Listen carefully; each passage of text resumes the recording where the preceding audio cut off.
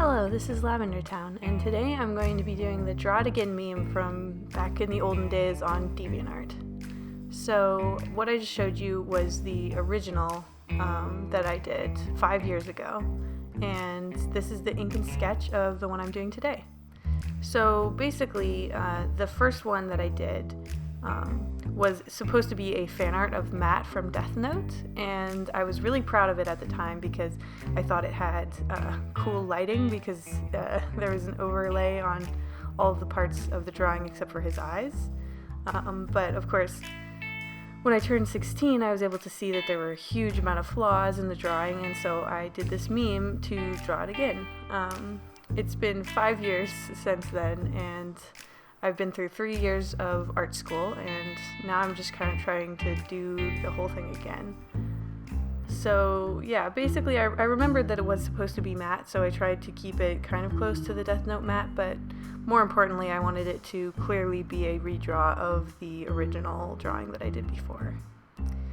For this one I wanted to do a chunky inking style, so I actually used a default Photoshop brush.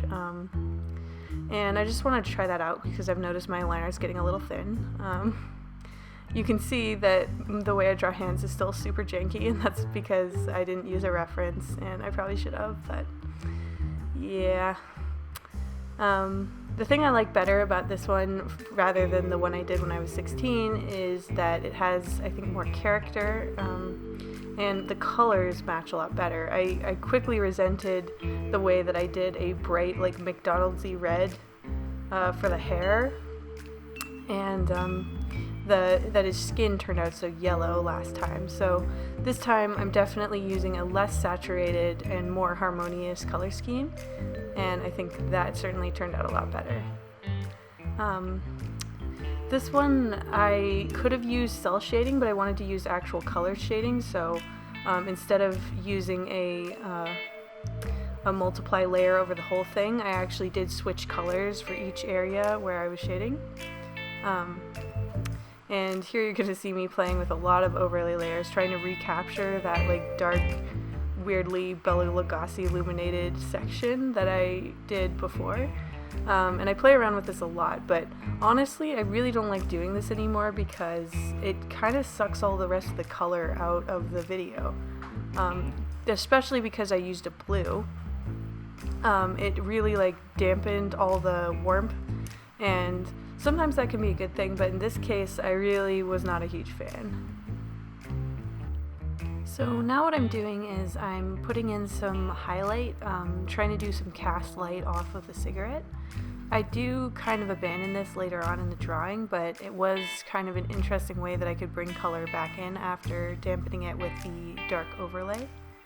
I also wanted to bring in a color that would stand in opposite of the overlay, so I put the smoke, I made the smoke pink for a little while here, and I do some hard highlights right about now, which makes him look really sort of shiny and glossy, and kind of captures that old digital art kind of thing where the characters look super shiny and have super hard highlights and super hard shadows. And then I softened it up immediately afterwards because I was like, whoa, that's a little intense. But yeah, this is just me softening it, trying to sort of fade down the overlay a little bit, and then I realized I had to color in the background. And I actually added the background just to show further growth from last time. I was really phobic of backgrounds when I was 16, and definitely when I was 15. I just really did not like them, and I was very worried that if I didn't know how to do perfect perspective that I couldn't do backgrounds, but as you can see, like, the background I did here was very simple, and it still brought in some depth into the picture. So if you're learning how to draw, do I think try to push yourself a bit, because it doesn't always have to be elaborate. You can take little steps, and it really can improve your picture a lot if there's something in the background to look at. I know, especially if you're looking to go into art school and you're building a portfolio, a lot of art schools prefer if you have backgrounds behind your characters and not just, characters.